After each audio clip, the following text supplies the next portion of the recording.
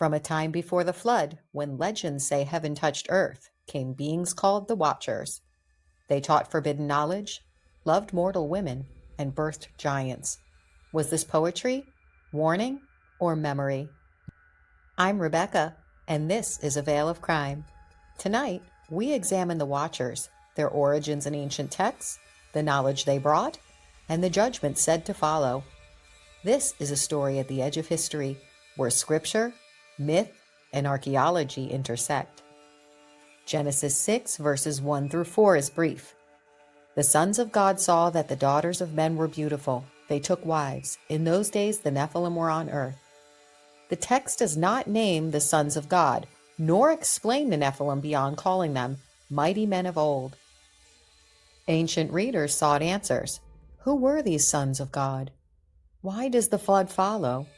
Across Second Temple Judaism, roughly 500 BCE to 70 CE, writers expanded this tiny passage into a sweeping saga. The most influential expansion appears in a work once widely read in Judea, the Book of Enoch.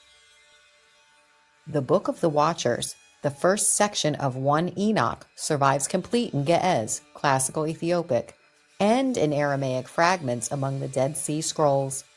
It describes angelic beings appointed to watch over humanity, under a leader often named as Shemyaza. A group of roughly 200 descend to Mount Hermon, swear an oath together, and take human wives. Their children are portrayed as violent giants. Meanwhile, the Watchers teach forbidden arts, cosmetics enhancing seduction, metallurgy forging weapons, enchantments, and astrology. Violence fills the earth, and humans turn on one another. In response, archangels Michael, Gabriel, Raphael, and Uriel petition the Most High. The decree? The giants will be destroyed, the earth cleansed, and the Watchers bound in gloom until judgment.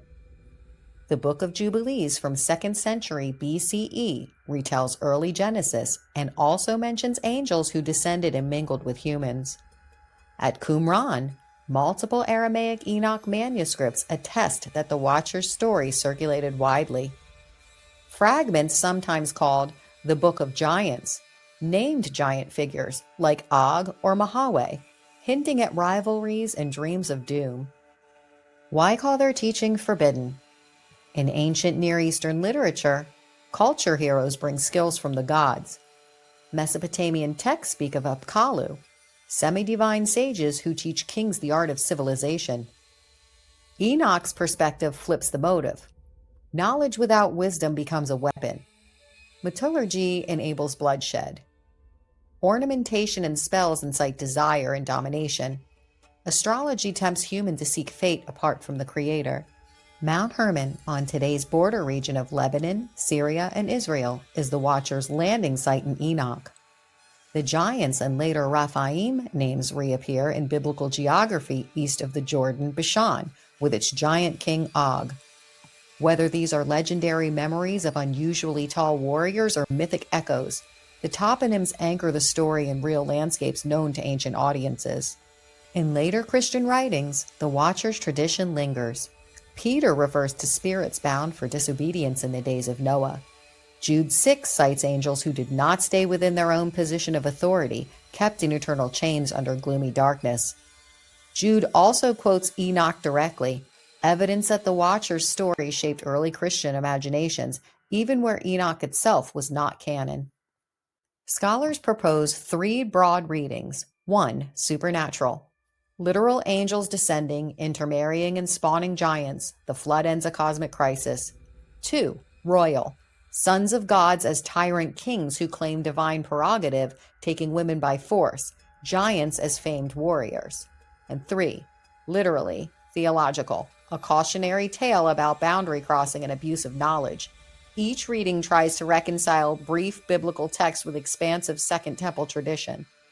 In Enoch, the flood ends the violence of the giants and symbolically resets creation.